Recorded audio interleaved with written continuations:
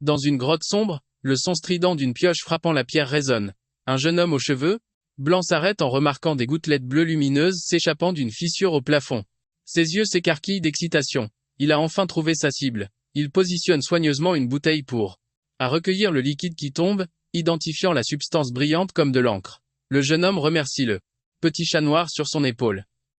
Nero, reconnaissant que la découverte n'a été possible que grâce à lui, il regarde vers la lumière à la sortie de la grotte, pensant que s'il rapporte cette encre, le corps des pionniers pourrait enfin l'accepter. Soulagé, il sort de la grotte et se tient sur une terre désolée et grise, regardant vers une immense métropole radieuse au loin. À l'intérieur de cette ville lumineuse, une foule acclame l'arrivée de guerriers d'élite connus sous le nom de coloristes qui marchent fièrement avec leurs couleurs de cheveux éclatantes.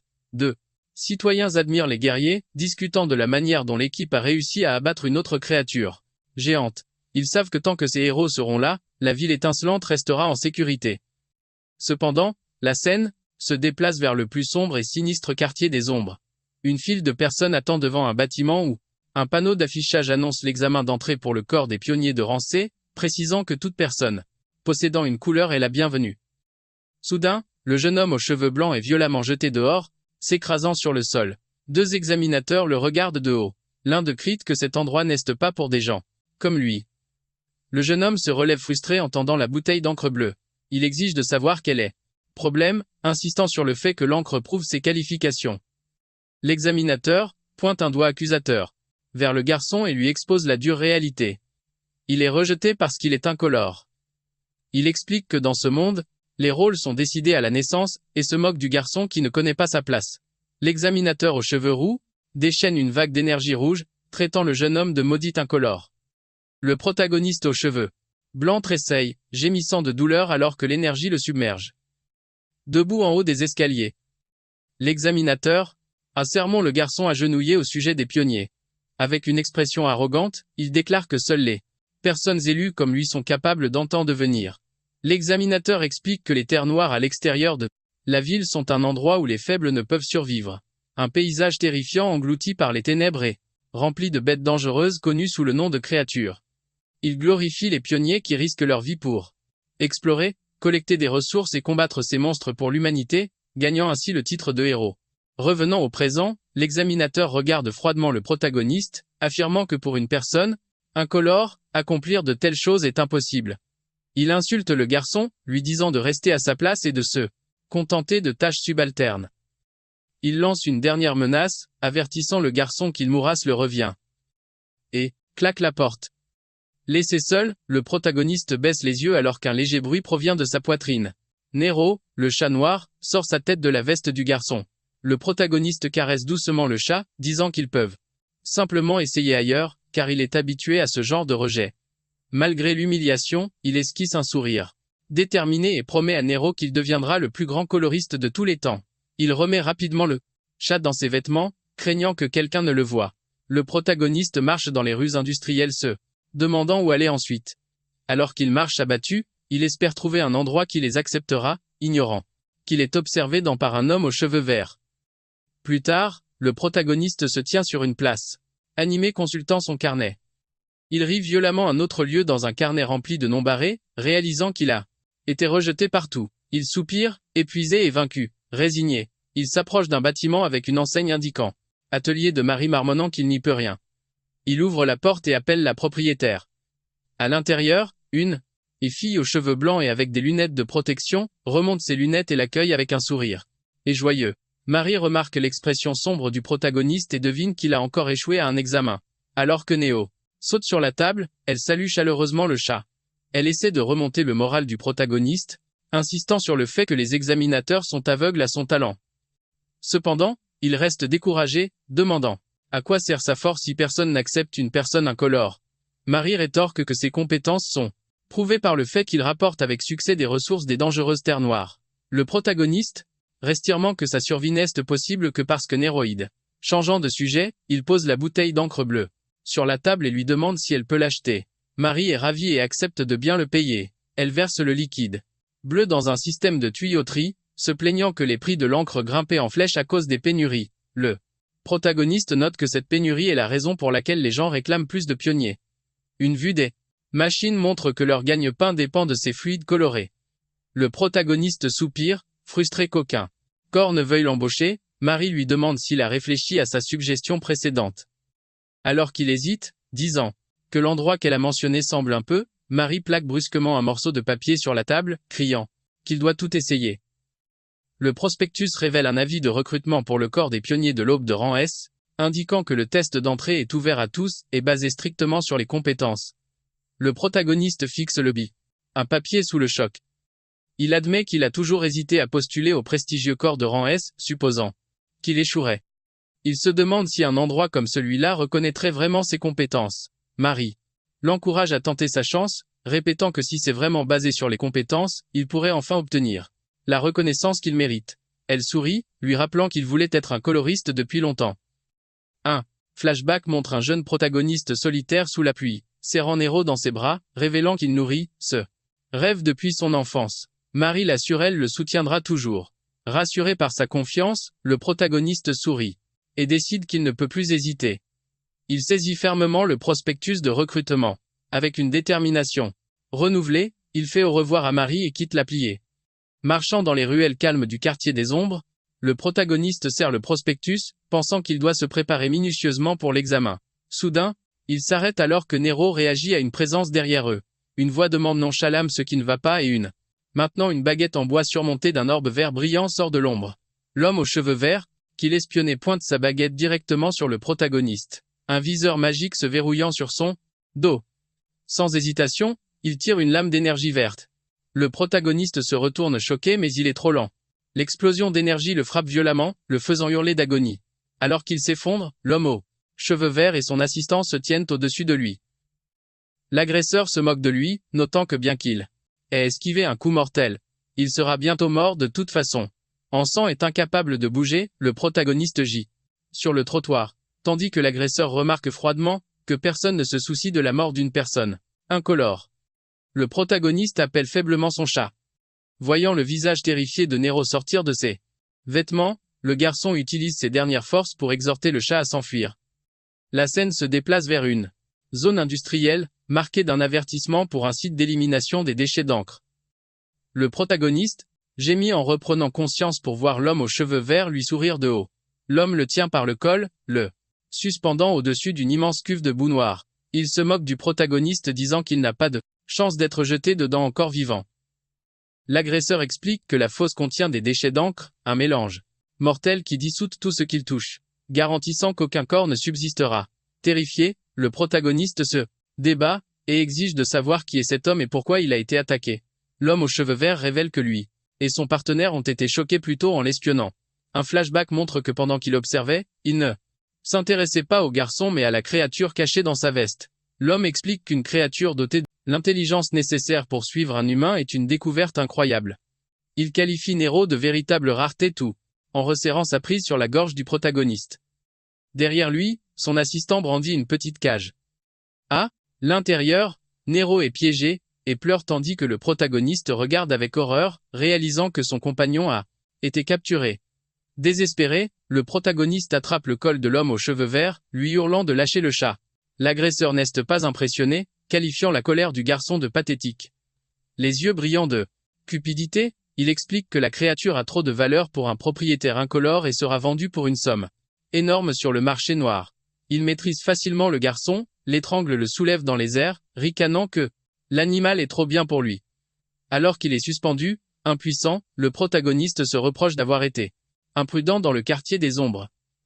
Il repense à son passé solitaire, se disant que bien qu'il ait toujours enduré la discrimination, il refuse catégoriquement de perdre Neo, sa seule famille, pour une chose pareille. Avec une explosion de fureur, il avertit l'homme de ne pas le chercher et resserre sa prise sur le bras de l'agresseur.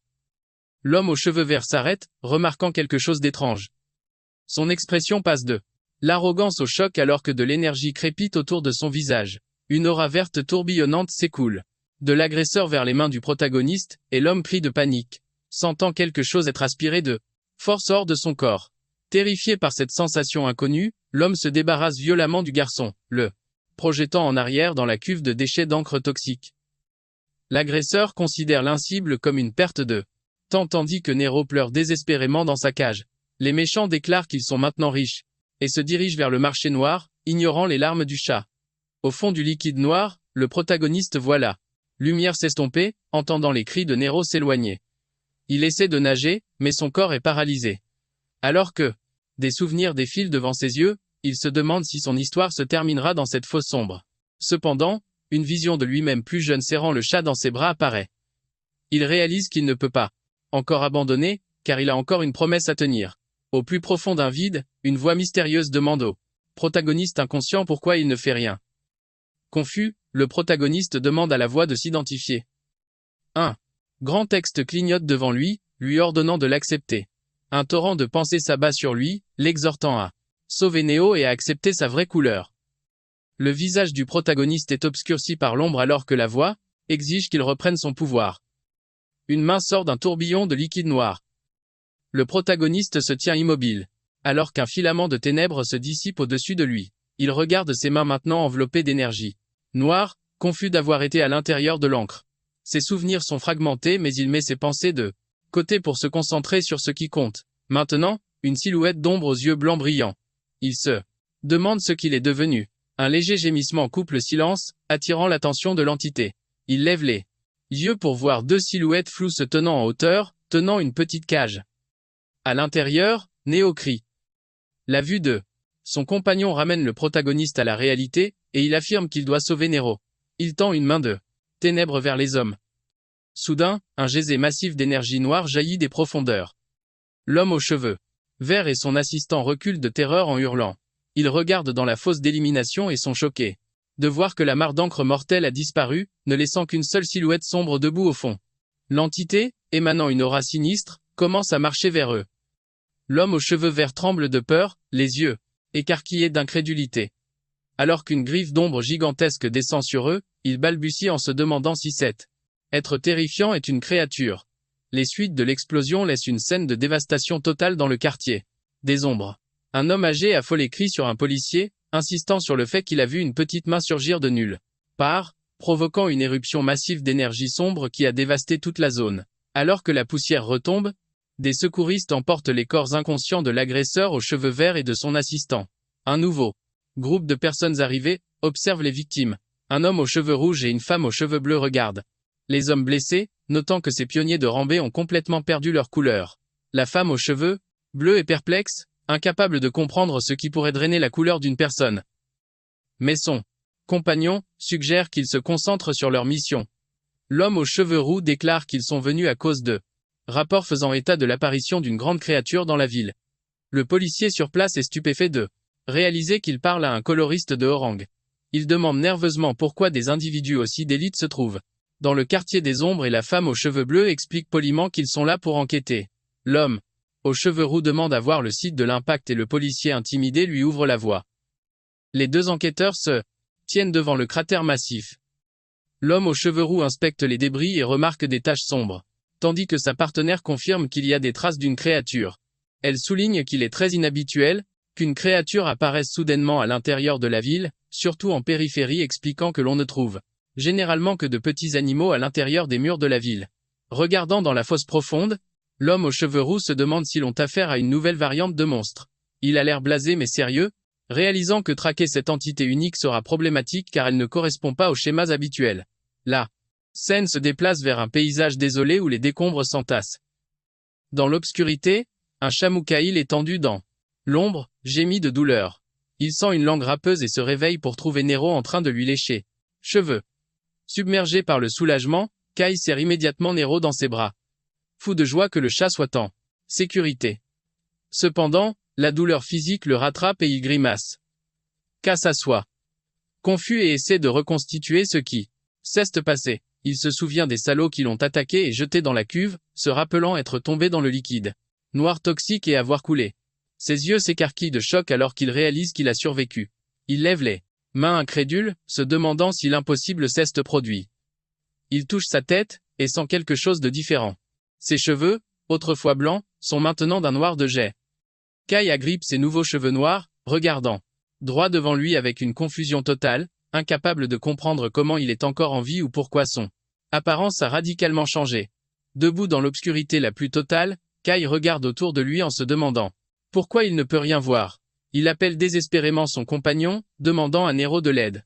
En réponse, le chat noir bondit dans les airs et tourne rapidement, émettant une lueur blanche aveuglante qui illumine la zone. La lumière soudaine révèle une scène terrifiante. Il se trouve dans une caverne profonde, entourée des seins de créatures sombres et monstrueuses. K regarde choqué, balbutiant alors qu'il essaie de comprendre où ils sont. Il réalise avec horreur qu'ils sont dans les terres noires, une terre désolée bien loin de la ville. Il se souvient que cette zone, la forêt noire, est si mortelle que seuls les pionniers de Rambé sont autorisés à y entrer. Réalisant que les monstres grouillent vers eux, Kai panique. Il crie à Nero de le suivre et s'enfuit immédiatement. Le chat lumineux vole à ses côtés, éclairant le chemin tandis que Kai court pour sa vie. Il esquive de justesse un serpent d'ombre massif s'exclamant que la situation est incroyablement dangereuse. Malgré le danger, Kai remercie Ner pour la lumière alors qu'il traverse la forêt sombre à toute vitesse.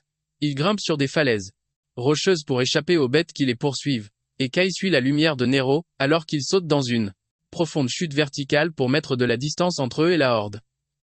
Alors qu'il court, l'expression de Kai passe de la peur à la confusion, en remarquant quelque chose d'étrange dans sa condition physique. Il regarde sa poitrine rayonne une énergie sombre et réalise que son corps se sent incroyablement bien. Il note avec surprise que même après avoir couru si longtemps, il n'est pas du tout fatigué. Il saute par-dessus un large gouffre, avec une facilité incroyable, réalisant qu'il se déplace plus vite et avec plus d'agilité que jamais. Il atterrit fermement, stupéfait de réaliser que son corps déborde d'une nouvelle énergie mystérieuse. Nero sent le danger en premier, ses oreilles se dressant alors qu'il remarque une menace approcher. Une créature d'ombre féroce, semblable à un loup, se jette sur Kai, le prenant par surprise. Kai réalise trop tard que sa posture défensive est faible et qu'il ne peut pas bloquer l'attaque. Certain qu'il est sur le point de mourir, il ferme les yeux et se prépare à la morsure. Les dents du monstre se referment violemment sur le bras de Kai, mais au lieu de déchirer la peau, un bruit de craquement sec retentit. Les dents de la bête se brisent complètement à l'impact, laissant la créature confuse. Kai ouvre les yeux, stupéfait de se retrouver en vie. Le loup d'ombre, maintenant édenté et terrifié, Jimmy, et se retire dans les buissons. Kai inspecte son bras et réalise qu'il est complètement indemne, sans une égratignure. Il regarde ses mains incrédules, pensant qu'un coup pareil aurait dû être fatal. Ses yeux s'écarquillent alors qu'il comprend enfin que cette résistance est le pouvoir de la couleur qu'il cherchait.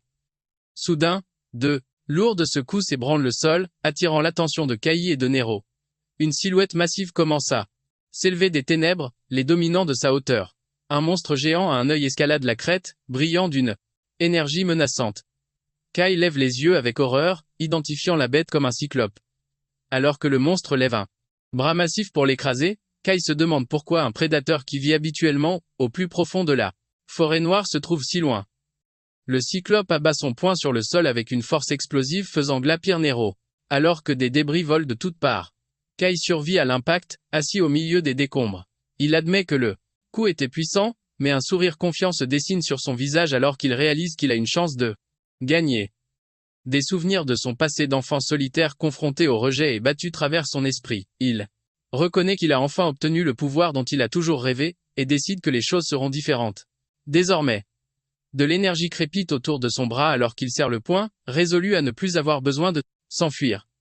Car reste sur ses positions, serrant le poing alors qu'il décide qu'il en a fini de fuir.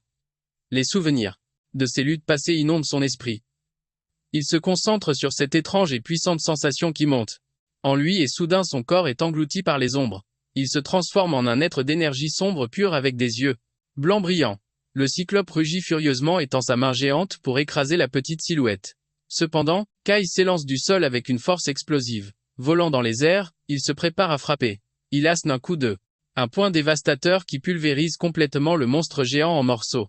La force du coup crée une onde de choc massive qui dévaste le paysage, ouvrant un chemin à travers les arbres, K plane dans les airs, entouré des débris de son ennemi. Il reste dans son état transformé un instant, mais ses yeux s'écarquillent lorsqu'il remarque que quelque chose change. L'énergie sombre se dissipe soudainement et il se retrouve flottant au-dessus d'un paysage luxuriant sous un soleil éclatant. Il regarde avec émerveillement la forêt vibrante et la cascade en contrebas, stupéfait par les couleurs vives de la nature qui l'entoure. Aussi vite qu'il est apparu, le pouvoir s'évanouit et ses cheveux redeviennent blancs. Il baisse les yeux, confus. La panique s'installe alors qu'il réalise que la gravité reprend ses droits, et qu'il est impuissant dans les airs. Hurlant de terreur, il chute rapidement vers les arbres et s'écrase dans la forêt en contrebas.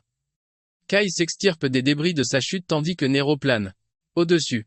L'air inquiet.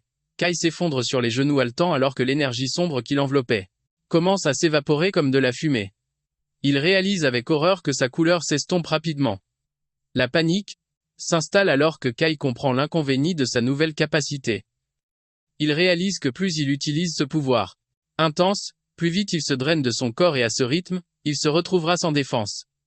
Soudain, le monde autour de lui devient noir comme poids, et une voix mystérieuse résonne dans son esprit, lui demandant ce qu'il attend. Là, une voix lui ordonne d'agir, soulignant que la proie se trouve juste devant lui et l'incitant à la manger rapidement. K.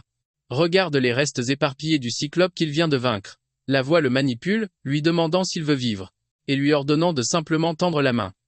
Épuisé et en sueur, qu'elle lutte pour rester conscient. Il a l'air désespéré alors que la voix continue d'exiger qu'il utilise sa main. Ses yeux brillent faiblement alors qu'il se bat pour sa survie. Tremblant, il obéit à l'ordre instinctif et tend la main vers les restes du monstre qu'appose fermement sa main sur la carcasse du cyclope.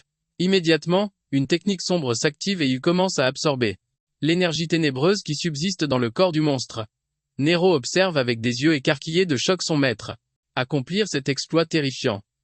Un pilier massif de lumière noire jaillit de la forêt perçant le ciel alors que consume entièrement l'énergie. Alors que la lumière s'estompe, Careste altère lourdement l'épuisement qui tenne lentement son corps. Il s'attassa à un rocher, ses cheveux de nouveau noirs et son énergie restaurée. Il lève les yeux au ciel, poussant un soupir d'immense soulagement, réalisant qu'il va survivre. De retour à l'atelier de Marie, la journée semble paisible. À l'intérieur, Marie travaille sur un plan. Quand le carillon de la porte attire son attention, elle lève les yeux pour voir une mystérieuse silhouette encapuchonnée se tenant dans l'embrasure. Essayant d'être polie, Marie accueille l'étranger avec un sourire, bien qu'elle tremble déjà de nervosité. Elle demande s'il a une requête spéciale, mais la silhouette encapuchonnée reste là, maintenant une aura sombre. L'étranger fait un pas lourd en avant. Marie, maintenant visiblement nerveuse, l'interpelle en lui faisant remarquer qu'il a l'air suspect. Comme il continue d'approcher, elle panique et saisit une grande clé à molette, l'avertissant qu'elle attaquera s'il s'approche davantage. La silhouette se précipite soudainement vers elle, faisant hurler Marie de terreur et fermer les yeux très fort. Cependant, l'intrus s'arrête et rabat sa capuche, révélant un sourire familier. Il lui dit de se calmer. Kai révèle son visage en se grattant la tête d'un air penaud. Elle lui dit que c'est juste lui. Bien qu'il admette qu'il se reconnaît à peine maintenant. Marie abandonne sa posture défensive, les yeux écarquillés de choc. Elle balbue, incapable de comprendre le changement radical de ses traits. Sa voix résonne à l'extérieur alors qu'elle crie d'incrédulité, exigeant de savoir ce qui est arrivé à son apparence. Marie tremble, serrant un tuyau en métal de peur face à la silhouette encapuchonnée. Soudain, sa peur se transforme en une rage explosive. Elle sort un marteau et une clé à molette, hurlant qu'elle ne pardonnera pas aux salauds qui l'ont blessée. Elle agite les outils sauvagement, criant qu'il mérite de se faire fracasser la tête tandis que Kai essaie frénétiquement de la calmer, lui assurant qu'il va bien. Réalisant que c'est vraiment lui, Marie pose la clé, admettant qu'elle s'est emportée car elle était terrifiée après avoir perdu contact avec lui. Son expression s'adoucit en un sourire soulagé et elle dit à Kai qu'elle est heureuse qu'il soit en sécurité. Kai s'excuse de l'avoir inquiété. Intérieurement, Kai réfléchit à l'absurdité de sa situation, pensant que survivre à une chute dans de l'encre toxique et gagner une couleur est incroyable. Il exprime une inquiétude à Marie, notant que sa nouvelle couleur est le noir qui est associé au monstre et se demande si les gens le verront d'un mauvais œil. Cependant, il écarte rapidement cette inquiétude, décidant que ce qui compte, c'est qu'il a enfin la chance de devenir un coloriste. Il déclare qu'il ira directement à l'examen d'entrée du corps des pionniers et remercie Marie pour son aide. K demande alors timidement s'il peut emprunter des vêtements, promettant de les rendre. Marie a l'air exaspérée, soupirant et demandant combien de fois il va la supplier. Cependant, elle sourit chaleureusement, lui disant de considérer cela comme un investissement dans un futur coloriste. Elle saisit soudainement la main de Kai et l'entraîne, lui disant de la suivre. Kai a l'air surpris alors qu'elle annonce joyeusement qu'elle a les articles parfaits pour lui. La scène change pour une grande foule d'aspirants pionniers, montant les escaliers d'un bâtiment massif ressemblant à un colisée. À l'intérieur, des centaines de participants se rassemblent sur le sol, marqués de grandes plateformes carrées blanches, se préparant pour l'examen. Parmi la foule, un groupe de 3 hommes discute nerveusement. Un homme aux cheveux bleus avec le numéro 183 sur sa poitrine essaie de calmer son ami anxieux. L'ami aux cheveux rosards exprime son incrédulité d'être arrivé jusqu'ici, se préparant à passer le test pour le prestigieux corps des pionniers de l'Aube. Ce groupe de rang essaie, connu pour ses exploits dans l'exploration des dangereuses terres noires composées de coloristes talentueux, considérés comme l'espoir de la cité radieuse. Cependant, les candidats sont inquiets car de nombreux rivaux impuissants se sont rassemblés. Le groupe remarque une femme aux longs cheveux turquoise qui serait la fille d'une célèbre famille de couleurs se tenant à côté d'un homme portant un bonnet. Il repère également d'autres étoiles montantes comme un garçon aux cheveux roses et lunettes et un homme avec un masque à gaz. Malgré ses concurrents, le groupe s'accorde à dire qu'une personne attire le plus l'attention. Il regarde en direction d'un jeune homme aux cheveux verts en désordre aux yeux féroces. C'est Gaë, l'épée de Gaë, et les gens pensent qu'il est certain de et réussir. Les rumeurs disent qu'il est assez puissant pour affronter seul des créatures dangereuses. Cependant, il est aussi tristement célèbre pour sa nature cruelle et violente qui l'aurait fait renvoyer de son corps précédent. L'homme, aux cheveux bleus numéro 183 rit avec arrogance, affirmant qu'il n'a pas peur des types comme Gaë. Soudain, une ombre sombre tombe sur lui. Gaël apparaît juste derrière l'homme qui se vante, le mettant au défi de répéter cela. L'homme, aux cheveux bleus se fiche de terreur alors que Gaël les regarde de haut avec mépris, les traitant de gamins. Ridicule. Gaël s'éloigne en soupirant de déception. Il se plaint que bien que ce soit un examen de rang S, la compétition est incroyablement faible. En regardant les participants, il les tousse mentalement, pensant qu'il n'y a pas un seul qui se démarque. Cependant, ses yeux se plissent lorsqu'il aperçoit une exception, la fille aux cheveux turquoise. Il l'identifie comme Kayane, la deuxième fille de la famille Sian. Gaë sourit, admettant qu'elle est au moins assez décente pour être remarquée. Alors qu'il tend la main vers la foule dans son imagination, il se demande avec impatience comment ils réagiront tous au test à venir. Un haut-parleur mécanique crépite, demandant l'attention des candidats. Gaë et Ellie tournent la tête vers la scène alors que la voix déclare que l'examen d'entrée du corps des pionniers de l'Aube commence officiellement. Un homme aux cheveux blonds vifs et aux yeux jaunes se tient sur le podium, annonçant que le test commence maintenant. La foule réalisant que l'examinateur est un célèbre coloriste du corps des pionniers de l'Aube. Les candidats chuchotent avec enthousiasme, le reconnaissant comme un héros qui a grandement contribué à une récente chasse aux créatures. Ils réalisent que si un coloriste d'élite comme lui cesse de présenter, le corps doit être sérieux au sujet de ce recrutement. Les candidats sentent une présence écrasante émaner de lui. Notant que les membres du corps de rang sont à un autre niveau, l'examinateur regarde la foule et leur souhaite la bienvenue. Il remercie tout le monde d'avoir postulé, reconnaissant qu'ils ont tous leurs propres objectifs, que ce soit l'argent, le pouvoir, l'honneur ou le devoir. Cependant, il déclare froidement qu'aucune de ces raisons n'a d'importance. Les yeux brillants, l'examinateur explique qu'en fin de compte, seule la compétence permet à une personne de réaliser quoi que ce soit. Il déclare qu'il recherche des candidats extrêmement forts capables de s'aventurer dans les terres noires pour reconquérir le territoire humain.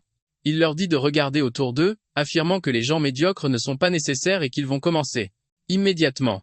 Il désigne les plateformes carrées au sol annonçant que le premier test sera un tournoi. Il explique que la capacité de combat est la compétence la plus importante pour un pionnier, car le monde de la cité est un endroit brutal où seuls les plus aptes survivent. Il serre le poing et ordonne aux candidats de prouver leur capacité. Il explique que ceux qui passeront le premier tour seront décidés par les résultats du tournoi et leur ordonne de monter sur scène lorsque leur numéro est appelé. L'examinateur appelle le numéro 126 et le numéro 286. Gaë numéro 126 secondes avance avec une expression sérieuse. La foule murmure, qualifiant Gaë de poids lourd et exprimant sa pitié pour celui qui doit l'affronter sitôt. Gaël cependant esquisse un sourire malicieux pensant qu'il a de la chance de s'amuser un peu dès le début car il mourait des nuits. Ses yeux se plissent avec une excitation prédatrice alors qu'il se demande comment il devrait jouer avec son adversaire. Gaël remarque quelqu'un s'approcher de la scène, demandant ce que lui veut ce type effrayant qui marche vers lui. En face de Gaël se tient une silhouette, entièrement cachée dans une cape en lambeaux portant le numéro 286. Gaël l'analyse pensant que la posture de la silhouette encapuchonnée semble maladroite et faible. Gaël empoigne la garde de son arme, décidant que parler il n'a plus d'importance. Il tire son épée avec un son sec, déclarant qu'il en a marre de rester silencieux. Libérant son pouvoir, il balance sa lame, créant d'énormes traînées d'énergie et verte, décidant de ne pas se retenir. Les spectateurs regardent avec admiration, reconnaissant la technique signature de l'épée de Gaë. Alors que des épées vertes brillantes se matérialisent dans l'air autour de lui. La foule le loue comme un génie pour sa maîtrise d'une escrime aussi avancée à son âge. Gaël fixe intensément son adversaire, mettant au défi la silhouette encapuchonnée d'essayer de bloquer son attaque. Avec une explosion de vitesse, Gaël frappe le sol pour prendre de l'élan, menaçant de déchiqueter son adversaire s'il ne se défend pas. Il charge en avant avec une force incroyable, s'entourant d'un tourbillon d'énergie. La silhouette encapuchonnée reste complètement immobile et silencieuse, impassible face à l'attaque imminente. Alors que Gaël descend des airs, abattant sa lame avec un cri, la silhouette encapuchonnée s'avance simplement, et lui assène un crochet du gauche dévastateur au visage. L'impact est si puissant que Gaël est projeté en arrière à travers l'arène. Les candidats arrogants de tout à leur cri de terreur devant ce spectacle incroyable. Gaël s'écrase violemment contre le mur de l'arène, créant une immense toile d'araignée de fissures. Il s'affaisse, inconscient et vaincu en un seul coup, laissant la foule se demander comment une telle chose est même possible. La silhouette encapuchonnée qui se révèle être Kai, se frotte le poignet et baisse les yeux, admettant que ce mouvement soudain l'a surpris lui-même. Sa capuche est tombée en arrière, révélant ses cheveux noirs en désordre. Il réfléchit à l'accélération soudaine et au chaos du moment. Soudain, un spectateur pointe un doigt tremblant vers Kai, hurlant d'incrédulité. Il ne pointe pas la victoire mais la couleur de l'énergie de Kai le noir. L'examinateur blond observe avec une expression sérieuse, notant intérieurement que le noir est la même couleur que possèdent les créatures. Même à l'air stupéfaite, se demandant s'il est même possible pour un humain de posséder cette couleur. Kai se tient seul au centre de l'arène, inconscient de la gravité de la situation. Autre se demande si le pouvoir de vaincre l'épée de Gaël en un coup vient de cette mystérieuse énergie noire qui regarde nerveusement la foule choquée, confus par leur réaction et se demande innocemment s'il a fait une erreur. Le tournoi se poursuit avec des combats intenses. Dans un match, un candidat terrifié lance des pierres acérées mais qui charge en avant les évitant facilement. Il réduit la distance instantanément et assène un coup de poing puissant en voyant le magicien voler. L'annonceur le déclare vainqueur. La série de victoires de Kai continue, alors qu'il domine, projetant violemment un autre adversaire et en assommant un troisième. En hauteur, l'examinateur blond observe avec intérêt, déclarant que Kai est le candidat qui se démarque. Il note avec enthousiasme que Kai est le tout premier porteur de noir et insiste sur le fait qu'ils doivent le recruter immédiatement avant que les rumeurs ne se propagent. Soudain, des pas lourds s'approchent et une voix remarque nonchalamment que la journée semble difficile. L'examinateur blond se retourne surpris pour voir l'homme aux cheveux rouges et la femme aux cheveux bleus du site de l'explosion. L'examinateur demande pourquoi le chef d'équipe Red est là, mais l'homme agite la main prétendant qu'ils ne font que passer. Ils discutent brièvement de l'enquête sur l'incite de la grande créature. Le chef Red soupire. Admettant qu'il n'y a eu aucun progrès, il demande alors s'il y a des candidats valables. L'examinateur mentionne la jeune dame de la famille Tian est un candidat extrêmement unique. Soudain, les yeux du chef Red s'écarquillent alors qu'il sent quelque chose. Il regarde dans l'arène et aperçoit Kai, remarquant immédiatement l'énergie noire. Tandis que l'examinateur fait l'éloge de Kai, le chef Red fixe silencieusement le garçon. La femme aux cheveux bleus murmure à son chef demandant si ce gamin est lié à leur enquête. Le chef Red confirme que c'est probablement lui. Intérieurement, le chef Red conclut qu'une nouvelle couleur apparaissant juste après l'incite dans le district de l'ombre est une coïncidence trop grande pour être ignorée. Il décide de garder un œil attentif sur K pour le moment. Ignorant qu'il est observé, K regarde son poing serré, fumant d'énergie sombre. Il est ravi de son incroyable pouvoir, réalisant que devenir un pionnier est enfin possible. Cependant, il se souvient du lourd tribut physique que la transformation a exigé et se met en garde d'être prudent. Il sait que s'il abuse de ce pouvoir et perd sa couleur en plein combat, il sera sans défense. Une vague massive d'énergie glaciale jaillit de l'arène créant mur de glace. Eli Kayan se tient calmement au milieu de la brume froide. L'annonceur déclare le numéro 17. Vainqueur, révélant qu'elle a enfermé son adversaire dans un bloc de glace solide. Les spectateurs y compris K regardent, avec admiration comment que la couleur de la famille Saiyan est toujours impressionnante. Tandis que Eli descend les escaliers Kala se demandant comment quiconque pourrait vaincre une magie aussi écrasante. Soudain, Eli s'arrête en passant devant Kai, le fixant directement d'un regard perçant et curieux. Ses yeux bleus se plissent avec méfiance alors qu'elle l'examine attentivement. Sans un mot, elle se tourne et continue de marcher, laissant Kai perplexe. L'annonceur dit que le premier examen est terminé. L'examinateur blond se tient sur le podium et remercie tout le monde pour leur travail acharné. Il explique que comme ils sont en retard, ils passeront directement au test suivant. Il ordonne aux candidats ayant échoué de partir et il s'éloigne abattu. L'examinateur blond commence à annoncer le prochain test mais il est interrompu par une main sur son épaule. L'homme aux cheveux rouges s'avance avec un sourire confiant prenant le relais. Il regarde les candidats survivants et déclare que le deuxième examen sera dirigé personnellement par lui. Les candidats lèvent les yeux choqués, réalisant qui se tient devant eux le coloriste Red. Il est l'un des plus puissants coloristes de la cité radieuse, célèbre pour avoir reconquis les terres noires. Cependant, les candidats sont terrifiés, se souvenant des rumeurs selon lesquelles son pouvoir destructeur est si intense que même ses alliés hésitent à travailler avec lui et que lorsqu'il est en charge d'un examen, personne ne réussit jamais. L'examinateur blond regarde le coloriste Red avec inquiétude, lui demandant s'il est sûr, l'avertissant que le capitaine le grondera pour avoir changé le format de l'examen. Redry déclarant qu'il se fait tonner tous les jours de toute façon. Il annonce que le test est simple et dit à la foule de simplement endurer alors que son corps s'embrase de flammes massives. Une vague de feu géante déferle sur les candidats terrifiés, formant des barrières sphériques individuelles autour de chaque personne, les piégeant. Les candidats paniquent alors qu'ils sont enveloppés d'une chaleur intense. Red explique qu'il a recréé l'environnement d'une certaine région, notant qu'il va faire assez chaud. Il illustre que les terres noires sont pleines d'environnements extrêmes où les humains peuvent à peine survivre. Il minimise le test actuel affirmant que cette chaleur n'est rien de plus qu'un poil chaud. Avec une expression sérieuse, Red répète que s'il endure, il et réussisse. Cependant, ses yeux se plissent froidement alors qu'il ajoute que quiconque est incapable de supporter cette chaleur n'a jamais eu la qualification pour devenir un pionnier. À l'intérieur des sphères de feu, les candidats souffrent. Un homme réalise qu'il ne peut pas égratigner la barrière tandis que d'autres crient à l'agonie. Il se demande avec terreur, quel genre d'endroit infernal les terres noires doivent être, si cela est considéré comme léger. Observant de côté, l'examinateur blond note que malgré les rumeurs, les compétences de Red ne se sont pas émoussées.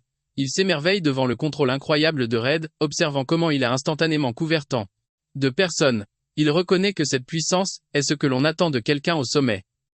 Soudain, un bruit de craquements sonores déchire l'air. Red et son assistante regardent une des barrières de feu devenir bleue et se fracturer. Une vague massive d'énergie glaciale explose, brisant la sphère de feu. Au milieu des éclats de glace qui tombent, Lycian se tient droite, s'étant libérée.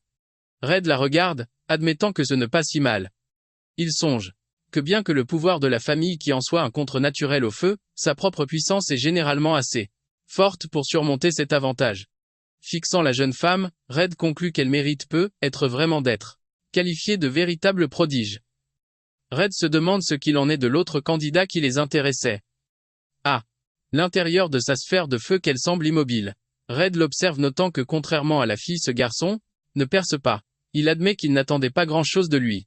Cependant, à l'intérieur de la barrière, Kai panique, criant intérieurement qu'il est dans de beaux draps. Il réalise qu'il a utilisé trop de sa couleur pendant le combat contre l'épée de Gai. Il regarde sa main avec horreur, remarquant que son énergie noire s'échappe et se dissipe plus vite dans la chaleur. Kai imagine un avenir terrifiant où son pouvoir s'épuise. Il sait que s'il est révélé qu'il est sans couleur, il sera probablement utilisé pour des expériences. Désespéré, il cherche frénétiquement une solution demandant s'il peut absorber quelque chose pour reconstituer son énergie. Il fixe le mur de feu intense. Une prise de conscience le fera. Puisque la barrière est faite d'une capacité de couleur, il se demande s'il peut l'absorber. Regarde sa main, admettant qu'il ne connaît pas les limites de son pouvoir d'absorption. Décidant qu'il n'a pas le temps de réfléchir, il est résolu à le découvrir. Il tend la main et touche le mur de feu tourbillonnant. Immédiatement, une réaction violente se produit, et qui est choqué que l'absorption directe fonctionne. Là, une barrière de feu commence à se déformer et à se tordre, attirant l'attention des candidats proches. Un vortex massif d'énergie noire jaillit de Kai, aspirant les flammes rouges dans sa main. Depuis le podium, Red et l'examinateur blond regardent stupéfait et incapable de comprendre ce qu'il voit. Red se met à transpirer nerveusement, forçant un sourire en remarquant qu'il trouvait un vrai psychopathe. Dans l'arène, C se tient au milieu de l'énergie, qui se dissipe, paraissant terrifiant de puissance avec une aura rouge et noire tourbillonnant autour de ses mains. La reine entière plonge dans un silence pesant. Cependant, intérieurement, K panique à nouveau. Il force un sourire, en pensant que ce n'était pas censé se produire. Il réalise avec regret qu'il s'est bien trop fait remarquer par accident. Ellie Caillan reste figée, se demandant si elle hallucine en fixant le jeune homme enveloppé d'énergie sombre. Elle regarde K et se demande si le noir est une couleur qu'un humain peut posséder, reconnaissant que c'est quelque chose d'inédit. Un sentiment d'anxiété l'en va alors qu'elle le regarde. Des souvenirs de la pression d'être la meilleure lui traverse l'esprit. Elle est forcée d'admettre que K est indéniablement fort. Elle réalise que même avec toute sa puissance, elle ne pourrait pas garantir une victoire. Alors que K s'éloigne, Ie pense qu'il y a quelque chose chez lui, qui ne peut être expliqué par la seule force. Se demandant ce qu'il est réellement, elle secoue vivement la tête pour chasser ses pensées dérangeantes. Le coloriste Red s'approche de K et passe nonchalamment bras autour de son épaule, lui disant que la prochaine fois ne se passera pas comme ça. Red sourit, remarquant que la capacité noire d'aspirer tout était dingue et qu'il ne peut retenir sa curiosité. Il emmène K à l'écart, suggérant une conversation privée pour protéger l'intimité de K tout en satisfaisant ses propres questions. K, transpirant nerveusement, demande où en est l'examen. Red l'assure qu'avec un tel niveau de puissance il est évidemment reçu. K est abasourdi, réalisant qu'attirer autant l'attention a joué en sa faveur. Il est submergé par l'émotion, pensant qu'il a enfin réalisé son rêve de devenir un pionnier. Soudain, l'examinateur blanc crie sur Red pour avoir agi de sa propre initiative. Red Henry demandant à son collègue de fermer les yeux pour cette fois. L'examinateur soupire et annonce que malgré l'interruption, l'examen va continuer. Il précise que le numéro 17, Ellie, est reçu car elle a brisé la barrière mais que les autres candidats subiront un test supplémentaire. Ellie ignore l'annonce, son regard fixé sur le tunnel sombre où en manèque. La scène change pour un décor industriel. Red se tient à l'extérieur d'une voiture avec K. Pendant que l'enquêtrice aux cheveux bleus est assise au volant, Red lui dit d'attendre. Qui regarde autour de lui et son expression se transforme en pur choc. Il contemple un vaste paysage de décombres et de destruction, réalisant avec horreur que Red l'a ramené à l'endroit exact où il est tombé dans les sions. Déchets d'encre. Le coloriste Red observe les ruines dévastées, remarquant que c'est un site de. Il explique qu'un incident majeur s'est produit ici, ce qui fait se figer. Red raconte que pour la première fois dans l'histoire, 2 pionniers ont été retrouvés complètement vidés. Il ajoute que des témoins oculaires ont vu une créature massive sur les lieux. Red se tourna brusquement vers Kai, soulignant le timing suspect. Il note que peu après l'apparition de Transulo, cette créature, K, est apparue comme la première personne à posséder la couleur noire, qualifiant cela de coïncidence. Les yeux brillants, Red analyse le pouvoir de K, le décrivant comme une capacité qui absorbe les autres couleurs. K transpire nerveusement alors que Red le fixe, déclarant que c'est une capacité complètement inconnue. Intérieurement, Kanik, réalisant que Red soupçonnait le lien depuis le début. Il se demande frénétiquement s'il peut fuir, mais en regardant l'aura écrasante de l'homme, il réalise qu'il est impossible d'échapper à un héros. Soudain, Red rit, brisant la tension. Il agite la main, admettant qu'il ne faisait que tester Kai, mais se plaint que la réaction honnête de K a gâché tout le plaisir. K le regarde avec confusion. Red précise que si son travail officiel est d'enquêter sur l'incident, il est personnellement plus intéressé par la capacité unique de Kai. Red explique que les pouvoirs de couleur ne peuvent normalement pas du tout se mélanger. Cependant, il observe que la capacité de Kai semble ignorer ces règles. Il se souvient du deuxième examen, soulignant que K ne pouvait clairement pas contrôler son pouvoir à ce moment-là. K balbutie, essayant de s'expliquer, mais Red l'interrompt. Le corps du coloriste commence à briller d'une énergie rouge, et il déclare qu'il doit faire un test. C'est le regard de confus, à rein dans la main, expliquant qu'il a besoin de comprendre comment fonctionne cette capacité. Il sourit, avec assurance, défiant que d'essayer d'absorber son énergie maintenant. K panique et essaie de refuser, avertissant Red que c'est trop dangereux. Red simplement, disant au débutant qu'il est bien trop tôt pour s'inquiéter pour quelqu'un de son niveau. Qu'est ce-ti? L'air intense et nerveux alors que Red lui ordonne d'arrêter de parler et d'essayer. Le noir symbolise les terres noires, une force sinistre qui dévore tout. Red pense que laisser une capacité aussi dangereuse sans surveillance est inacceptable car cela pourrait ébranler les fondations de la cité radieuse. Un sombre secret lui traverse l'esprit. Les gens ne le savent pas encore, mais des créatures humanoïdes existent. Il prévient silencieusement que s'il les affronte un jour ou pire en devient le coloriste devra être l'éliminer. Koupir sentant la pression terrifiante qui émane de Red. Malgré l'intimidation, K accepte le test. Il saisit le poignet de Red, demandant nerveusement la confirmation que si quelque chose tourne mal, ce ne sera pas sa faute, tandis qu'une énergie sombre s'élève de son corps. Au moment où il se touche, une onde choc énergétique déforme l'air. Kai allait alors que l'énergie rouge déferle violemment dans son bras, contrastant avec sa propre rat noire. Il réalise qu'il a fait une erreur. Une explosion massive de feu jaillit du point de contact, faisant hurler Kai de douleur.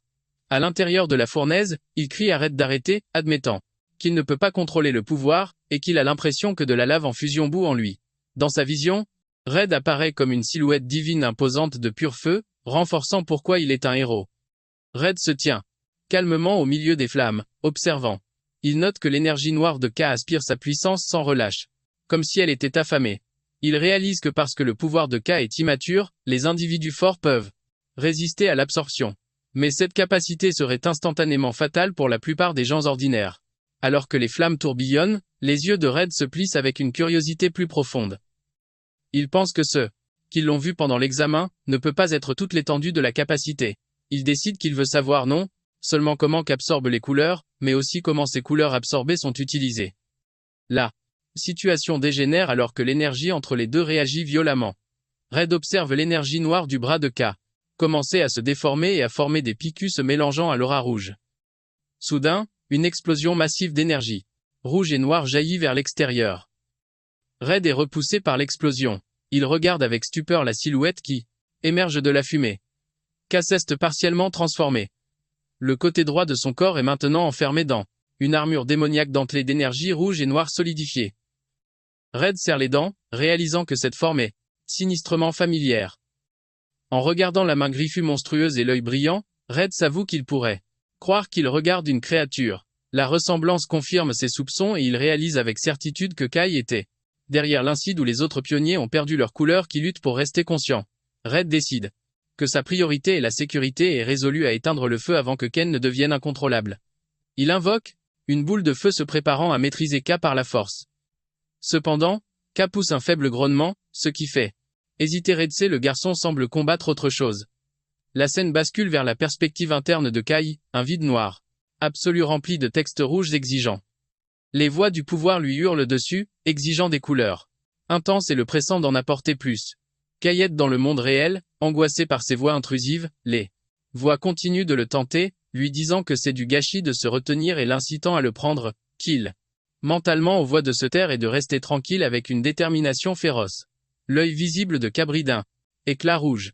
Il rejette la tentation ordonnant au pouvoir de se taire et de rester écrasé alors qu'il impose sa volonté sur l'énergie chaotique. Une onde choc explose vers l'extérieur alors qu'il comprime de force l'énergie. L'armure dentelée se dissipe laissant Red avec une expression de surprise sincère car râle lourdement après l'effort. Red le regarde impressionné et stupéfait, demandant si le débutant a vraiment réussi à réprimer cette puissance écrasante par lui-même car le cœur battant à tout rompre. Il pense que c'est fou d'avoir survécu et se demande frénétiquement pourquoi il est devenu fou furieux. Il lève les yeux nerveusement, terrifié d'avoir perdu le jeu. Contrôle devant un coloriste. Sachant qu'il doit comprendre sa capacité, il s'approche avec hésitation de l'homme plus âgé. Red cependant a l'air ravi. Il admet avoir été pris au dépourvu car le pouvoir que K a absorbé était plus fort que prévu. Mais il sourit et déclare l'expérience réussie car c'était amusant. Il dit assez que s'il veut accomplir quoi que ce soit, il doit être prêt à prendre des risques. Red décide que c'est suffisant pour le test, mais s'arrête en disant qu'il y a encore une chose. Il rappelle à Kai qu'il est l'enquêteur assigné à l'incite de destruction à cet endroit précis, et que son devoir est de trouver le coupable. Avec un sourire calme et menaçant, il souligne que la personne en face de lui ressemble à un suspect parfait. Kai se fige, le visage blême de panique. Red explique la gravité de la situation.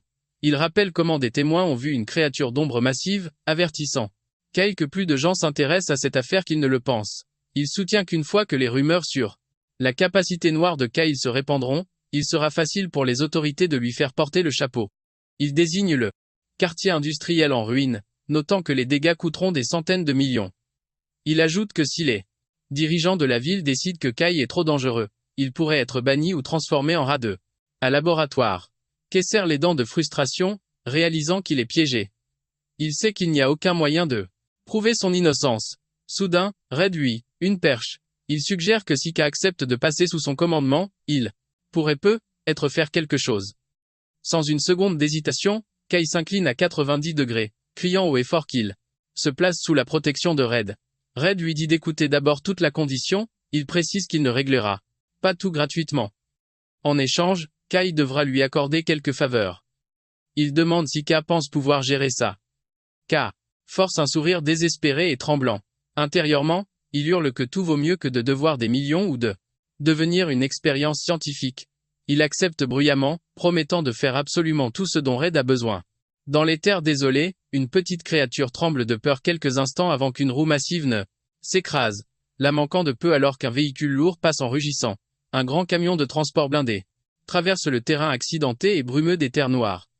À l'intérieur, K regarde par la fenêtre, pensant que c'est la première fois qu'il voyage aussi loin et se demandant si c'est son premier vrai pas en tant que pionnier. Soudain, ses pensées sont interrompues par Gaé, un homme aux cheveux verts qui le foudroie du regard, l'appelant « celui aux cheveux noirs ». Gaël dit brutalement à K qu'il est une source de distraction et lui ordonne de se taire. Bien que K n'ait pas dit un mot, K le regarde avec une expression confuse. K est assis maladroitement dans la soute de transport. Il pense que commencer immédiatement en tant que pionnier était ce qu'il voulait, mais l'atmosphère est tendue. Il jette un coup d'œil à Gaël furieux et à Essian silencieuse, se demandant si être dans la même équipe est une bonne idée. Un flashback révèle une conversation de la veille. Red demande à un que surpris s'il est prêt à rejoindre l'exploration, expliquant qu'il a besoin de lui à un endroit précis de la zone inexplorée. Voyant l'expression nerveuse de Kai, Red rit et lui dit de ne pas s'inquiéter. Red montre une carte à Kai, l'assurant qu'il ne sera pas seul. Il explique que les nouvelles recrues qui ont réussi l'examen seront également déployées dans la zone et que la feuille de route officielle sera bientôt annoncée. K doit juste être à l'endroit indiqué à l'heure. De retour au présent, K regarde ses coéquipiers, notant qu'il était déjà dans le camion. Il est révélé que l'interférence de Red a compromis l'examen précédent, les participants ont eu une autre chance. De nombreux individus talentueux, y compris Gaé, ont réussi des tests supplémentaires stricts. Pendant ce temps, la recrue la mieux classée a rejoint l'équipe de Red sur sa propre demande spécifique. Gaël fixe qu'avec un ressentiment intense, incapable de croire qu'il a été humilié par un imbécile. Il repense à leur combat, convaincu qu'il n'a perdu que parce qu'il a baissé sa garde un instant et jure que cela ne se reproduira plus. Il menace Ekel l'avertissant d'être prêt. Une fois l'exploration terminée, il marmonne que si Ravien n'avait pas été derrière lui, K serait déjà mort. L'interrompt disant froidement à Gaé d'arrêter de parler, se moquant de lui en disant qu'il tomberait probablement encore en un seul coup. Gaël se tourne vers elle furieux demandant ce qu'elle vient de dire. Ellie l'ignore déclarant que Gaël n'est pas à la hauteur de Kai. K regarde Ellie avec surprise et espoir pensant qu'elle peut être quelqu'un avec qui il peut s'entendre. Cependant, Ellie tourne son regard froid vers Kai. Le déroutant, en mentionnant un prétendu accord passé entre eux, elle le foudroie du regard, déclarant que le perdant doit se taire et suivre les ordres, laissant Kay perplexe, se tient maladroitement entre les deux pionniers hostiles, sentant la pression. Il soupire, réalisant que la dynamique d'équipe sera difficile à gérer. La scène change alors que le véhicule de transport traverse les eaux sombres des terres désolées en direction d'une installation lointaine. Le véhicule arrive à un quai de chargement animé où des ouvriers déplacent des fournitures. Le groupe débarque. Kai, Gaël et les autres recrues sortent dans la base avancée du corps des pionniers de l'Aube. Kai est impressionné par le haut niveau d'activité, notant les fournitures exceptionnelles du corps de rang S, chose qu'il n'avait pas réalisée lorsqu'il s'était aventuré seul dans les terres noires. Soudain, un doigt pique la joue de Kai, le surprenant. Il se retourne et voit une Marie souriante qui lui explique joyeusement que comme c'est sa première mission, elle devait venir pour le soutenir. Marie ouvre sa veste révélant que Nero est aussi du voyage. K tient le chat noir, remerciant Marie d'avoir pris soin de lui. Elle sourit chaleureusement, disant que Ner fait partie de la famille. Elle explique qu'elle a eu une excellente occasion de rejoindre l'équipe d'exploration en tant que personnel de soutien, affirmant que ses compétences sont utiles ici. Un haut-parleur annonce que c'est l'heure du rassemblement. La foule de pionniers se tient dans le désert gris, alors que l'annonce continue, indiquant qu'ils entreront bientôt dans les terres noires. Kay confie Nero à Marie, lui disant de prendre soin de lui. Marie l'avertit de ne rien faire de dangereux. Et il sourit en lui disant qu'il la verra plus tard. Marie serre Nero dans ses bras mais le chat bondit soudainement hors de ses bras, la surprenant. Elle crie le nom de Nero alors que le chat tourne vers Kay s'enfonce dans l'ombre au sol. Les yeux de Marie s'écarquillent de choc face à ce mouvement surnaturel. Elle bégait géant, essayant d'appeler Kay confuse. Le groupe arrive à l'entrée d'une grotte sombre et fortifiée. À l'avant, une femme aux cheveux orange vifs et au manteau blanc crie à tout le monde de se préparer, annonçant qu'une nouvelle recrue est sur le point d'entrer dans les terres noires. Elle hurle que la sécurité est la priorité absolue. Elle prévient que la reconnaissance a signalé des créatures dangereuses non identifiées dans la zone 21, une zone très dangereuse où le corps d'une créature de rang a été trouvé. Soudain, un pionnier court vers la femme aux cheveux orange, en l'appelant Orantia. Il rapporte nerveusement que le chef de l'équipe rouge a amené les nouvelles recrues mais qu'ils ont quitté leur formation sans permission. Les yeux des Orancia s'écarquillent de choc et elle demande si c'est vrai. Le messager le confirme et Orancia soupire en disant que ce type a encore des problèmes. Le groupe entre secrètement dans un canyon sombre s'éloignant de l'armée principale. Le coloriste Red plonge sa main dans les ombres, ouvrant la voie. La petite escouade composée de K, Gaël, Ye et Red se sépare de la formation. K demande nerveusement au chef d'équipe si c'est normal, soulignant que l'équipe principale se dirige dans une autre direction. Red confirme que leur destination est différente. Qui regarde Gaël et Ellie inquiets car l'escouade composée que de nouvelles recrues. Gaël s'emporte soudain, exigeant de savoir pourquoi lui et Ellie ont dû suivre, criant qu'il a entendu dire que Red n'avait l'intention que d'emmener Kai et il se sent insulté. Red sourit, son aura rouge s'intensifiant. Il explique que ses conseils personnels ne sont pas quelque chose que n'importe qui peut à recevoir. Donc ce ne serait pas juste s'il était le seul à en bénéficier. Il assure à Gaël en colère qu'il ne va pas leur mâcher le travail mais qu'il ne les laissera pas non plus se blesser gravement.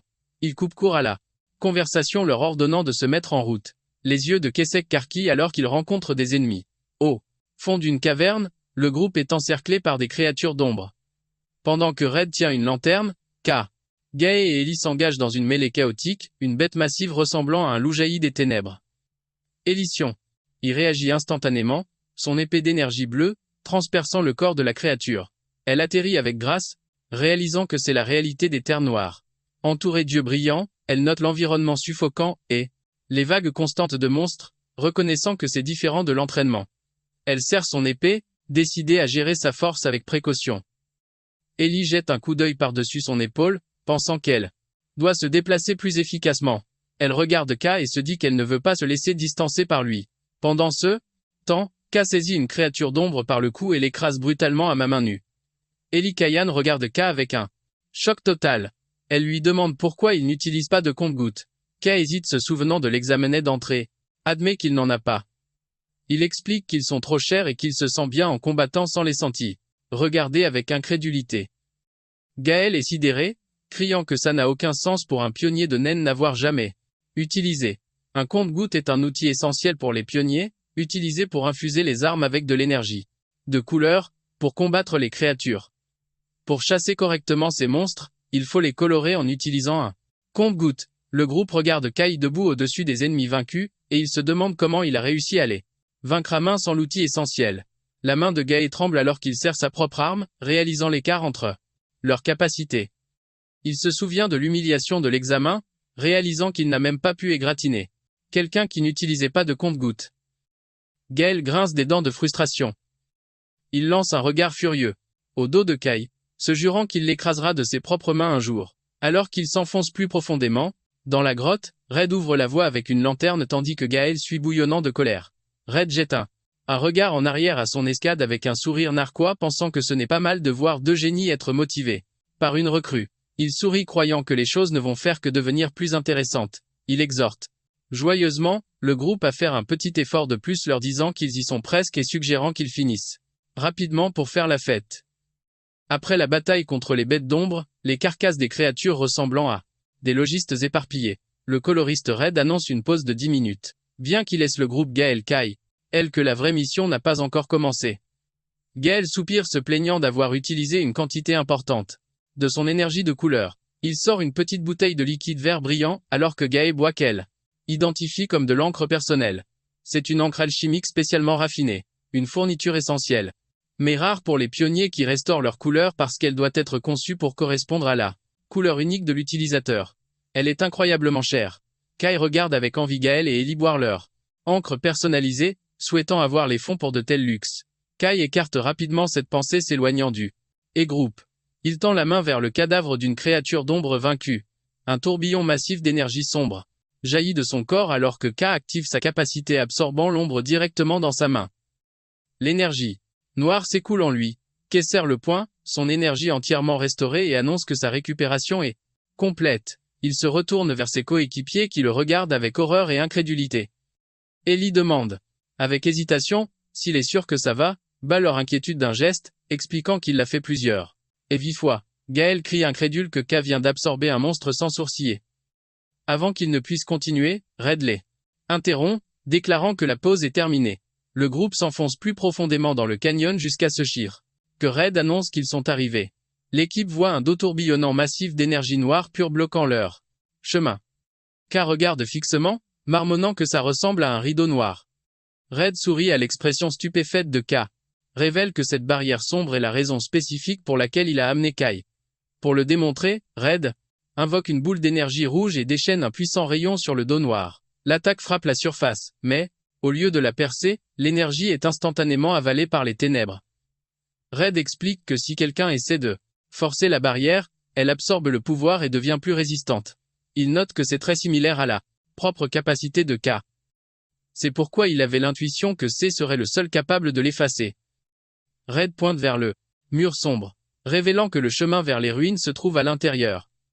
Il annonce qu'à l'intérieur de ces ruines, se cache leur véritable objectif, le fragment de Stella, les yeux de Karki de choc. Les autres recrues sont confuses. Gaël demande ce qu'est Stella et Ellie admit qu'elle n'en a jamais entendu parler. Red leur assure que cela existe, et que la cité brillante cherche désespérément à le trouver. Il pointe un doigt vers Kai lui ordonnant de se débarrasser du rideau. Kess avance vers l'imposant mur de ténèbres. En le touchant, sa capacité d'absorption s'active, et l'énergie noire de la barrière commence à s'écouler violemment dans sa main. Un vortex massif se forme, alors que le dôme géant est aspiré dans Kai. Red, Gaï et Ellie regardent l'obstacle se faire dévorer. Red regarde, avec un sourire émerveillé, ravi que sa théorie soit correcte. Alors que la barrière disparaît, il dit à K que son pouvoir sera extrêmement utile. Cependant, Ken n'a pas l'air heureux, transpirant et tremblant alors qu'il lutte pour contenir l'énorme quantité d'énergie qu'il vient d'absorber. Soudain, le sol tremble violemment. Ga et Ellie paniquent alors que les secousses s'intensifient, réalisant que le bruit fort va certainement attirer des hordes de créatures mortelles. Le grondement sourd causé par l'action de Kerzon dans le canyon. Soudain, une horde de monstres noirs ressemblant à des loups émerge des falaises. Le groupe se retrouve encerclé. Ellie et Gaë dégainent, tandis que Redrick une si grande foule se soit rassemblée pour les accueillir. Red ordonne au reste de l'équipe de s'occuper des créatures pendant que K se concentre sur le retrait du rideau. Avec une expression froide, le chef d'équipe ordonne à son escadre d'éliminer chaque monstre. Gaël passe à l'action. Gaël se déplace à une vitesse incroyable, tranchant les créatures d'ombre avec des attaques infusées de vent. Ellie déchaîne son pouvoir, invoquant d'énormes pics de glace du sol qui empaient plusieurs ennemis. Alors que les deux recrues s'affrontent, férocement, Red les observe. Il note qu'il était prêt à intervenir, mais que ce n'est pas nécessaire. Il invoque sang, effort des orbes d'énergie rouge et tire des rayons qui transpercent les bêtes restantes. Red pense que bien qu'ils soient de nouvelles recrues, leur niveau de compétence est assez élevé. Pendant ce temps, C continue d'absorber la barrière massive transpirant abondamment. Red sourit, pensant comme il est agréable que ses subordonnés fassent le gros du travail. Pendant que Red monte la garde, Kai lutte avec l'énergie volatile agenouillée sur le sol. Il remarque que le pouvoir du rideau lui semble étrangement similaire au sien, se demandant si c'est parce qu'il partage le même attribut noir. Il réalise le danger. S'il perd sa concentration, l'énergie massive du rideau inversera le flux et volera sa couleur à la place. K grince des dents, refusant d'être maîtrisé et déclare qu'il est le plus fort. Avec un dernier effort, l'absorption est terminée. Il se tient au bord du chemin, haletant lourdement et confirme qu'il a tout absorbé.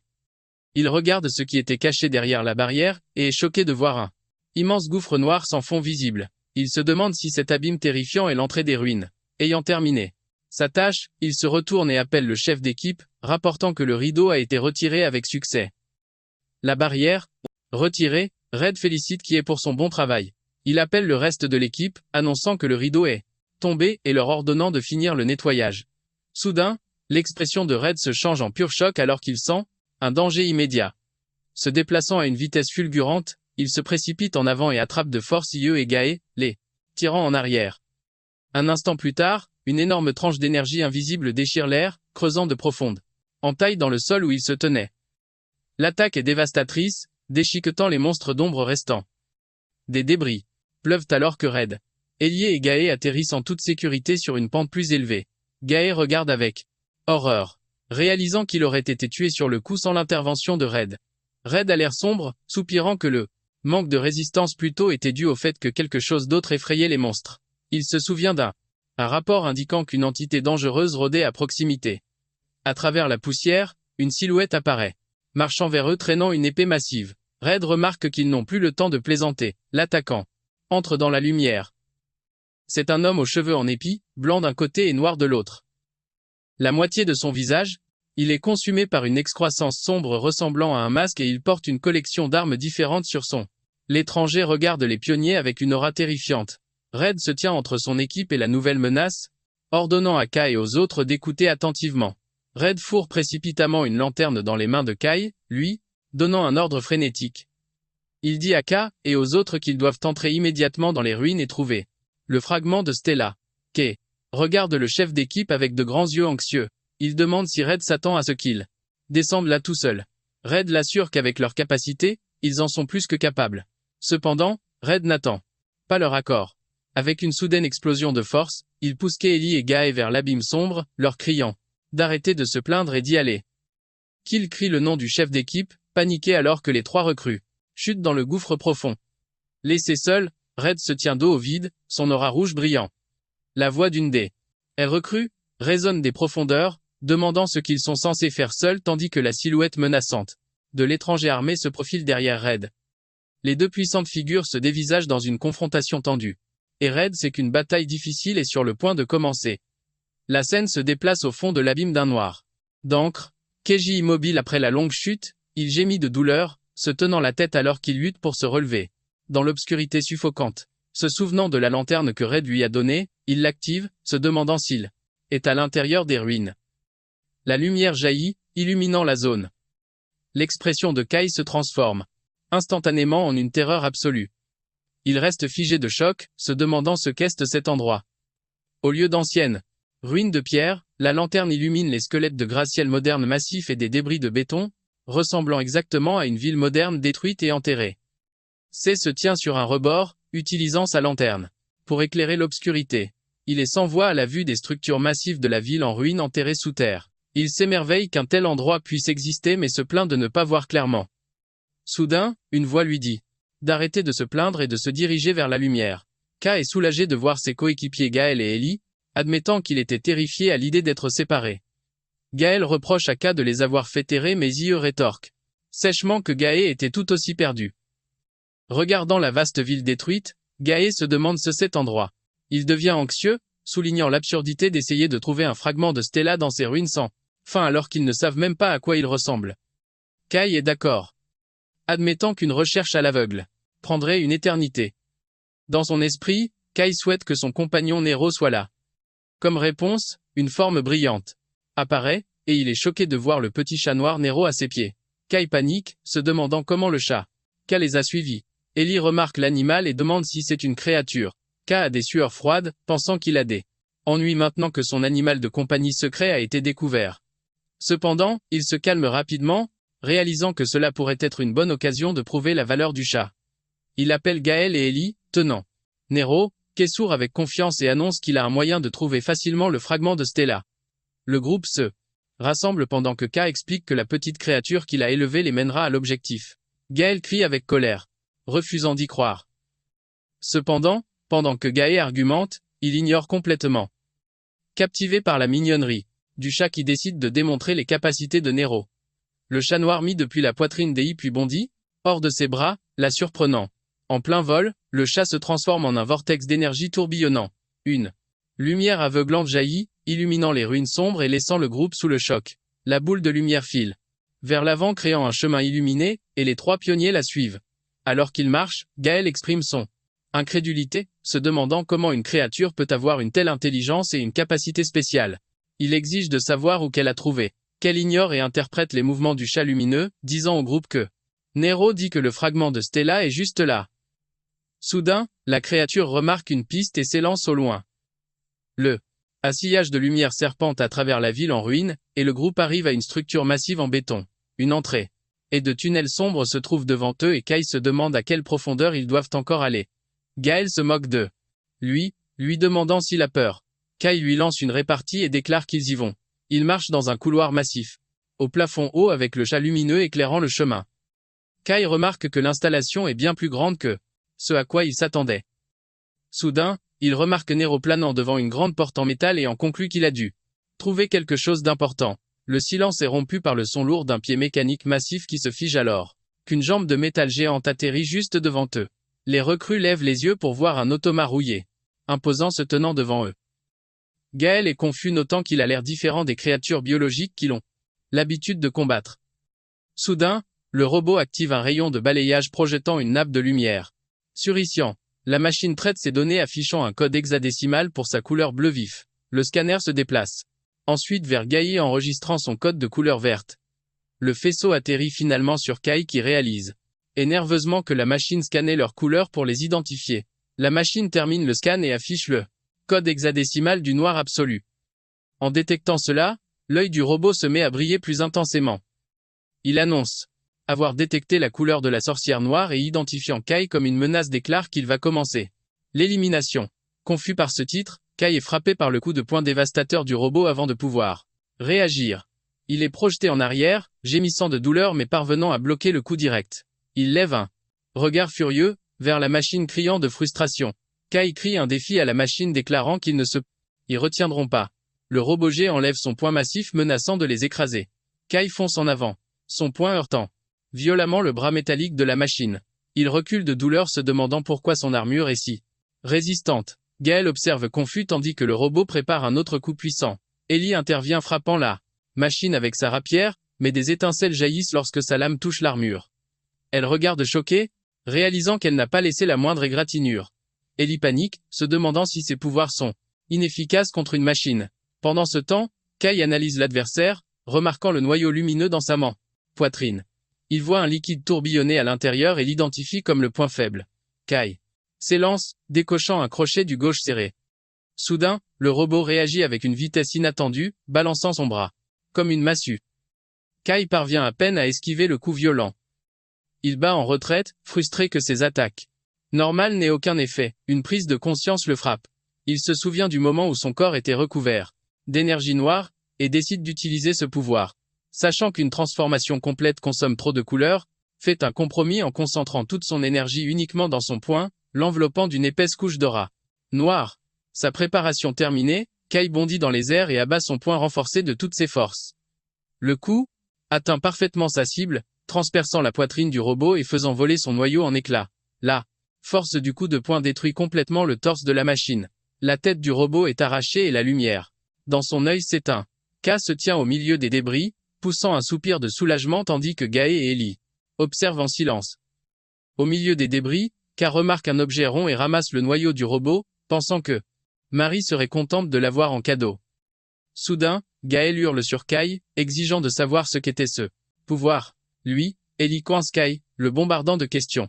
Kai nerveux élude leurs questions en prétendant que la technique épuise gravement sa couleur. Pendant qu'il parle, la grande porte métallique derrière commence à s'ouvrir, révélant un vide d'un noir absolu. Soudain, Nero jaillit de l'obscurité, poussant des cris de panique. Le chat flotte près de K tremblant de peur. K regarde vers l'entrée sombre, sentant quelque chose d'étrange. Malgré l'avertissement du chat, il s'approche, admettant qu'il ne voit rien à l'intérieur. Au contact de ses doigts, la surface noire rendue comme de l'éau. Soudain, les ténèbres jaillissent vers l'extérieur. Dorme vrille d'ombre surgissent de l'entrée enveloppant le groupe. Gaël et hurle alors qu'ils sont entraînés vers l'entrée. Impuissants. Face à cette force, tous les trois sont aspirés dans le vide noir. Le groupe chute à travers un espace noir infini, atterrissant dans un nouvel environnement d'un noir absolu. Gaël gémit de douleur, se plaignant de la chute et de l'obscurité. Il lève les mains pour s'examiner, puis s'arrête, remarquant quelque chose d'étrange. Il baisse les yeux vers sa poitrine et saisit sa veste en état de choc. Réalisant que sa couleur, le vert qui définit son pouvoir, a complètement disparu, le laissant en noir et blanc. Kai et Ellie se tiennent à côté d'eux. Lui, tout aussi horrifié. Le monde entier autour d'eux, y compris leur corps, a perdu toute saturation. Ils se tiennent dans cette réalité monochrome, confus et terrifiés, se demandant ce qui leur est arrivé. Loin des ruines souterraines, un petit scorpion se faufile à travers les terres désolées avec la ville radieuse et brillante en arrière-plan. Quelque part dans la ville se trouve le bureau du gouvernement de l'Est. À l'intérieur, un haut fonctionnaire connu sous le nom de chef crie de colère, exigeant de savoir s'il a été localisé. Un subordonné nerveux rapporte que l'individu est en mission d'exploration avec le coloriste Red, ajoutant que le garçon leur a spécifiquement demandé de ne pas se mêler de ses affaires. Le chef est furieux, hurlant à propos du noir. Il n'arrive pas à croire que Red ait pu amener quelqu'un avec une couleur aussi dangereuse sur le terrain. Il fulmine. Que même si Red est un héros, il a dépassé les bornes. Le chef explique qu'une récente apparition de créatures a mis le conseil dirigeant en émoi terrifié à l'idée que la vague noire catastrophique ait commencé. Il s'est plaint que c'est lui qui portera le chapeau. Tandis qu'il parle, une jeune femme aux cheveux roses et jaunes sourit, d'un air taquin, notant que le chef est encore très en colère. La femme, Camélia, la chef du corps des pionniers, de l'Aube conseille au chef de se calmer avant de finir à l'hôpital. Elle explique qu'elle comprend son inquiétude, mais qu'il ne devrait pas s'emballer. Elle lui demande s'il croit vraiment que Red agirait sans réfléchir. Elle soutient que Red est une garantie fiable, parfaite pour surveiller le garçon. Camélia suggère que prendre un individu à haut risque pourrait donner des résultats positifs inattendus. Elle sirote son thé, déclarant que ce dont ils ont besoin maintenant, c'est de confiance, pas d'inquiétude. Cependant, Camélia fait une grimace en goûtant le thé amer. Le chef l'ignore et verse une quantité massive de sucre dans la taillère pendant qu'elle se demande comment quelqu'un peut consommer quelque chose d'aussi sucré. Le chef lui lance sèchement de se concentrer. L'expression de Camélia devient sérieuse. Elle reconnaît que le chef se méfie du noir car il est associé à la légendaire sorcière noire. Elle raconte que le noir symbolise la mort et la peur, faisant référence à une catastrophe historique, causée par la sorcière connue sous le nom de la première vague noire. Elle explique que l'humanité a failli périr à ce moment-là alors que le monde était enveloppé d'une brume sombre et que des créatures sont apparues, créant les terres noires. Camélia prédit qu'une autre vague est inévitable, et que leur exploration est en fin de compte une question de survie. Elle mentionne les récentes anomalies et l'apparition d'un porteur du noir. Avec un regard déterminé, elle dit au chef qu'ils doivent utiliser chaque de pouvoir disponible, même le noir, et l'exhorta. Persuader le conseil. Le chef a l'air résigné, admettant que ce n'est pas aussi facile que ça en a l'air. Cependant, il regarde un dossier contenant une photographie de Kai et promet de faire de son mieux. Fixant l'image, le chef songe que le destin de la ville pourrait peu être tourné autour de ce seul garçon. Pendant ce temps, les trois pionniers se tiennent dans un vide d'un noir absolu, leurs corps brillant comme des silhouettes blanches. Ils sont désorientés et ne savent pas où ils sont. Gaël se tourne vers K, paniqué, le montrant du doigt, hurlant que leurs couleurs ont disparu, exigeant de savoir pourquoi Kai a toujours la sienne. K blasé répond qu'il n'a aucune idée, suggérant que c'est peut-être parce que sa couleur est le noir, assorti à l'obscurité. Soudain, Gaël se voit épuisé et Ili Kayan se serre la tête, se sentant faible. Kai observe confus se demandant pourquoi lui va bien.